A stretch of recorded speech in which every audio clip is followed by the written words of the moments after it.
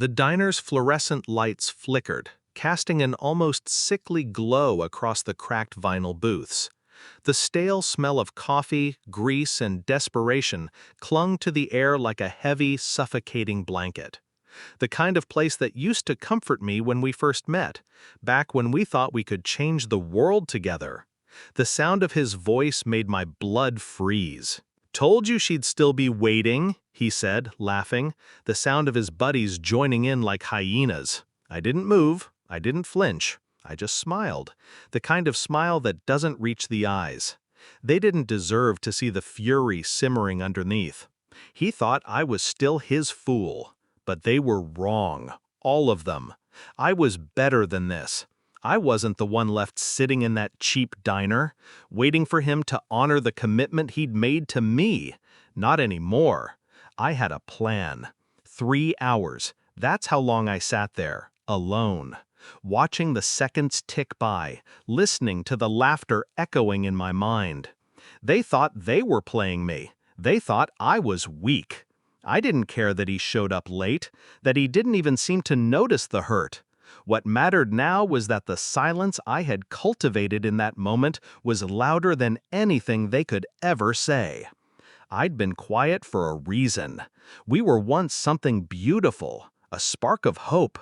I remember it like it was yesterday, when he first smiled at me across the crowded bar, eyes full of possibilities, as if the world had just been unlocked. I was young, fresh off a heartbreak, fragile. He knew exactly what to say, how to make me feel like I could trust him with everything. He wrapped me up in his arms like I was the only thing that mattered, and for a while I believed it. But trust isn't something you get back once it's broken, and he shattered it long before tonight. It started small at first, his late nights, his strange texts, the way his phone always faced down when we were together. I didn't want to see it, but I couldn't help it. The signs were there. I ignored them. I convinced myself that things would go back to normal. Then came the night I found the message. "Can't wait to see you again, babe. It's been too long." His babe, not mine. I didn't confront him immediately. I didn't shout. I didn't accuse. I just waited. I let the seed of doubt grow until it was a forest. I was calm. I planned. That was the moment everything shifted. I realized I didn't need him anymore. I'd been pretending to be the one waiting, but he was the one who was blind. And that moment of realization, that sweet, cold breath of clarity, was when the plan was set in motion. I was no longer playing by his rules. I didn't leave when he walked in. No, I stayed seated, looking straight ahead, calm, controlled. I could see him, his smug grin, as he slid into the booth like nothing had happened. His buddies smirked too, exchanging glances behind their hands. I hadn't made my move yet, but it was coming. The plan was simple. Like most things in life, it was about patience, precision, control. I'd already secured everything, every document, every detail. His life, his empire, was built on lies, on my sacrifices, and now those sacrifices were going to come due. I had my hands in everything, from the account numbers to the small details of his business dealings, the things he never bothered to notice because he thought I was just a wife, just a pretty face waiting on him. The key to revenge wasn't grand gestures.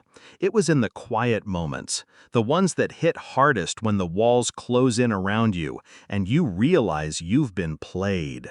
And I wanted him to feel that, slowly, methodically. I stood up, left the diner, slipped out the back like a shadow. Not a word spoken. I didn't need to tell him.